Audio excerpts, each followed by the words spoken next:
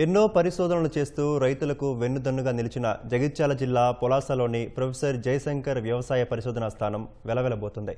అనేక కొత్త వంగడాలను సృష్టించి ఓ వెలుగు వెలిగిన పొలాస ప్రాంతీయ పరిశోధనా స్థానం ఆ కళను కోల్పోయింది.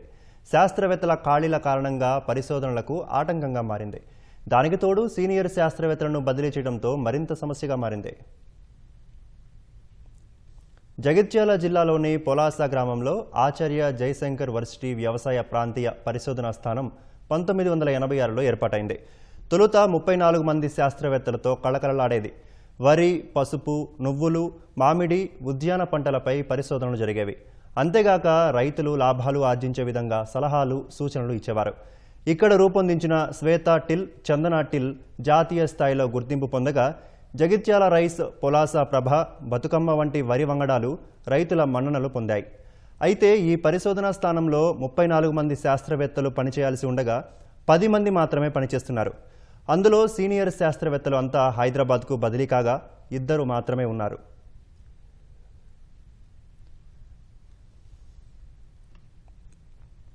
నలభై ఏళ్లుగా ఉమ్మడి ఆదిలాబాద్, నిజామాబాద్, కరీంనగర్ జిల్లాల రైతులకు ఎన్నో సేవలు అందించిన ఈ ప్రాంతీయ పరిశోధనా కేంద్రంలో ఖాళీలు భర్తీ చేయకపోగా ఉన్నవారందరినీ బదిలీ చేయడంపై అన్నదాతలు మండిపడుతున్నారు. కొత్తగా వచ్చిన శాస్త్రవేత్తలు ఎలాంటి పరిశోధనలు చేయడం లేదని, సలహాలు, సూచనలు సైతం కరువయ్యాయని ఆవేదన చెందుతున్నారు. గతంలో అయితే మంచి శాస్త్రవేత్తలు ఉండే వాళ్ళు ఇచ్చిన సలహాలు, సూచనలతోటి ఎన్నో కొత్త వంగనాలు తీసుకొచ్చారు. అప్పట్లో జగిత్యాల రైస్ అనేది కూడా ఇక్కడ ప్రాచుర్యం పొందింది పెద్ద ఎత్తున. అంటే వాళ్ళు ఇచ్చిన బీడర్ సీడ్ని మేము వాడుకొని కొత్తగా ఎక్కువ దిగుబడి సాధించినాం. అట్లయితే ఇప్పుడున్న పాత శాస్త్రవేత్తలు అంతా ట్రాన్స్ఫర్ అయ్యి వెళ్ళిపోయినారు. ఇప్పుడున్న వాళ్ళంతా కొత్తలు ఉన్నారు. అంటే కొంతమంది సీనియర్స్ను, కొంతమందిని జూనియర్స్ను ఉంచితే బాగుంటుండే. మేము ప్రభుత్వాన్ని ఒకటే కోరుతున్నాం, కొద్దిగా రాష్ట్ర ప్రభుత్వం చర్య తీసుకొని వీటిపైన అంటే గతంలో ఉన్న శాస్త్రవేత్తలు ఎట్లయితే సేవలు అందించారో సీనియర్స్ని పెట్టి కొత్త వంగనాలు తీసుకొచ్చి ఇక్కడ మా రైతులకు అందియాలని కోరుతున్నాం. రైతులకు మొత్తం తెలంగాణ ప్రాంతమే కాకుండా తమిళనాడు, కర్ణాటక, మహారాష్ట్ర, ఒరిస్సా రాష్ట్రాలు కూడా ఇక్కడ నుంచి విత్తనాలు తయారు చేసి పంపిన ఘనత పొలాస పరిశోధన స్థానంకు ఉంది. అటువంటి పరిశోధన స్థానం ఇప్పుడు దయనీయమైన పరిస్థితుల్లో చేరిపోయిందని తప్పదు. రైతులు కూడా ఎంతో ఉన్నతం చెంది ఈ ప్రాంతం నుంచి మొత్తం తెలంగాణలో అత్యధిక వరి పంట, నూనె దినుసుల పంట, పప్పు పంటలు ఉత్పత్తి చేశారు.